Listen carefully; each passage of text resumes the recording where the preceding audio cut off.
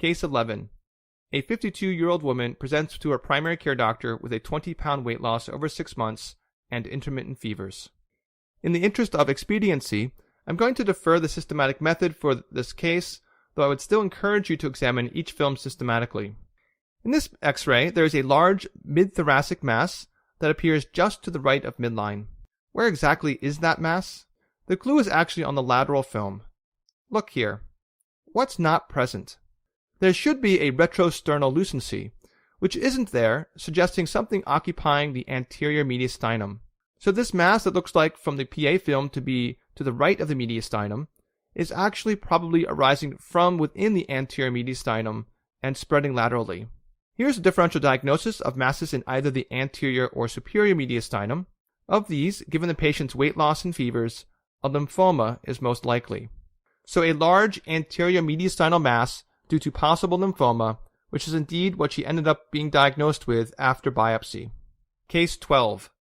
A 58-year-old liver transplant recipient presents with fever, chest pain, hemoptysis, and dyspnea, progressively worsening over the course of a week. At first glance, it may seem like this chest X-ray is showing the patchy, indistinct opacities of alveolar disease. However, if you look more closely, you'll realize that this patient actually has many pulmonary nodules, some of which are quite large. And these nodules are large enough that one would not usually call it a nodular interstitial pattern per se. The differential diagnosis for multiple pulmonary nodules? Cancer, obviously, along with a variety of unusual infectious and inflammatory diseases, and also amyloidosis. There may be some hints as to the diagnosis based on radiographic characteristics of the nodules, but those are really attending radiologist level distinctions. For non-radiologists, such as myself, the better clues are actually in the clinical history. The patient's been sick just for a week, which makes pulmonary mets less likely. But the patient is immunocompromised due to their organ transplantation. This makes all of the infections more likely, and in particular, organ transplantation is a significant risk factor for fungal pneumonia and to lesser extent nocardia, which is an opportunistic bacterial infection rare in patients with an intact immune system. I would summarize the chest X-ray by stating the primary finding is innumerable bilateral pulmonary nodules of varied size, most prevalent in the mid-lung zone, which is consistent with, but not diagnostic, of fungal pneumonia. In this particular case, the patient was diagnosed with pulmonary aspergillosis. Case 13. A 56-year-old man with no prior past medical history presents to urgent care clinic with 2 days of sore throat and fever. The first thing to notice is that the lungs appear to be a little on the small side. There should be 9 to 10 posterior ribs visible on a standard inspiratory PA film. If we count the posterior ribs in this case, we see that there are only 8. There are 2 general explanations for this. First, the patient may not have taken a large inspiration, or the radiograph may have been poorly timed, or there is a pathologic process leading to reduced lung volumes. You should never assume the former unless the latter has been ruled out. Aside from the modestly low lung volumes, however, the lungs and heart are otherwise unremarkable. What is interesting, though, is this right here. It kind of looks like the patient may have free air under the diaphragm, that is, pneumoperitoneum, which is often indicative of a surgical emergency. The first clue that this is not pneumoperitoneum has nothing to do with the X-ray, but rather the clinical scenario. The patient is not presenting with any abdominal complaints. So what's going on? Look in the right upper quadrant of the abdomen, where there is obviously a lot of gas. Do you notice these lines here? Those are the natural separations between adjacent haustra in the colon. What's unusual is that there typically is not colon there because the right subdiaphragmatic space is usually occupied by the liver. However, this is an example of an anatomic variant called Chilaiditi sign, in which a loop of colon has become interposed between the liver and the diaphragm. It's usually asymptomatic and just an incidental finding, but a minority of patients with it can develop abdominal pain and colonic obstruction, in which case it is known as Chilaiditi syndrome. So in summary, the primary findings are mildly reduced lung volumes, with otherwise clear lungs and an unremarkable cardiac silhouette, and with the colon interposed between the liver and the diaphragm. The overall impression would be low lung volumes and an incidental finding of Chilaiditi sign. There is no visible pathology associated with the patient's presentation, which is probably due to either a viral URI or possibly strep throat. Case 14.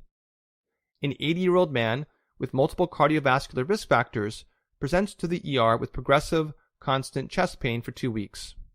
First, this is a suboptimal X-ray for the most obvious reason that the bottom of the lungs aren't even included in the film.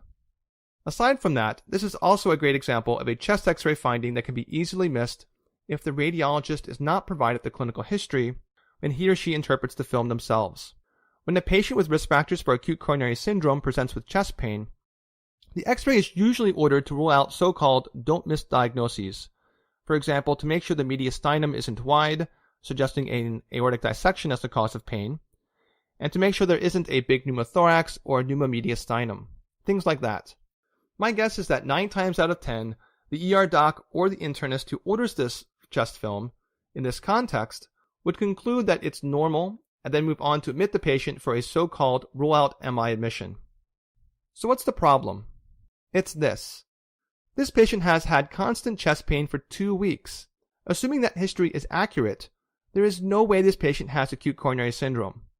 Ischemic pain typically lasts from minutes to hours, and I've never even heard of a case of constant ischemic pain lasting for more than a day.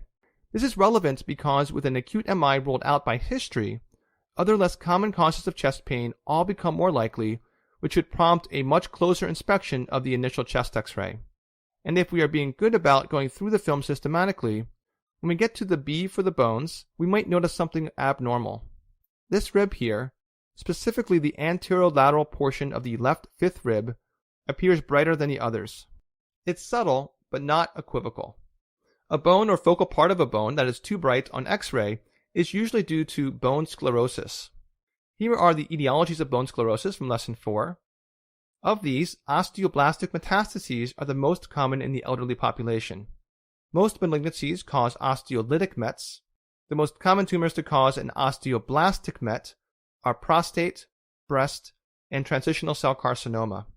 Given this patient's gender and age, an osteoblastic met from prostate cancer is the most likely diagnosis and the one this turned out to be. Though from the film, this could also theoretically be a primary bone tumor or Paget's disease. The last self-assessment case, Case 15. A 63-year-old woman with no significant past history presents to her primary care clinic with hemoptysis for 4 weeks. If we were to go through this film systematically, what do you think about the technical quality? There is one technical problem. What do you notice about the lung apices? On a normal chest X-ray, you can usually see a small portion of the apices peeking up above the medial ends of the clavicles. When you don't see that, it suggests that the film is a lordotic view, meaning the X-ray beam was angled slightly upwards. This is a relatively unusual problem with a PA film unless done intentionally. But nonetheless, this looks like a lordotic film.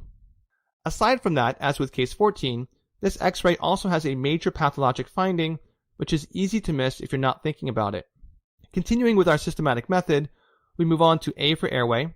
The trachea looks relatively unremarkable. But what about the right and left mainstem bronchi? Typically, the left mainstem bronchus takes off at a more horizontal angle than the right, but in this case, the left is angled relatively inferiorly, which if you look more closely, is because the entire hilum has been pulled downward. B is for bones, which are normal, but then C for cardiac and mediastinal silhouette leads us to another finding. Although the heart silhouette itself looks okay, the descending aorta is obscured by this unusually shaped triangular shadow. I'll return to that in a second. D is for diaphragm. Now the lordotic view may alter the appearance of the diaphragm a little, but even considering that, the left diaphragm looks a little funny. E is for effusions and pleura. I've certainly seen students and house staff mistake the unusual retrocardiac opacity for a loculated effusion due to its smooth, curving shape, but this is not that. Finally, F is for fields. In this case, at first glance, both fields look normal. But if you figuratively step back and try to look at both lungs at the same time, you can imagine that the left lung is ever so slightly hyperlucent compared to the right. So how can we put this all together? The inferior displacement of the hilum, triangular shaped opacity obscuring the descending aorta, and hyperlucency of the left lung are all due to a collapsed left lower lobe. Lobar collapse is usually due to airway obstruction, and given this patient's presentation with a month of hemoptysis, an endobronchial tumor seems most likely.